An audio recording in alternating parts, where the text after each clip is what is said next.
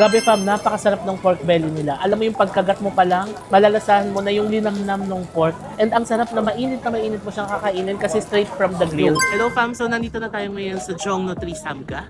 And alas 6 na ng gabi ngayon. And ready na po tayong kumain ng dinner. And for dinner, kakain tayo dito sa Jong Samyok. Isa ito sa mga masasarap na K-barbecue places dito sa Seoul, South Korea. So ang in-order natin sa kanila isang assorted Korean pork. So 73,000 Korean won ito. Alam nyo fam, pagpasok ko lang dito sa restaurant nila, feel mo na yung local Korean vibe dito. Napakaaliwalas ng restaurant. Malalaki naman yung mga spaces ng mga table, pero very local yung vibe. Let's try!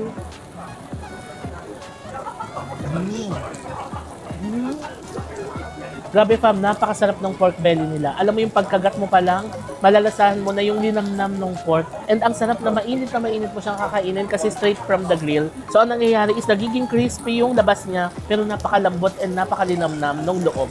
Ang sarap. Ang sarap. Parang ito pa lang, pwede mo nang ulamin. Order pa ulit kami ng samgyeopsal or pork belly.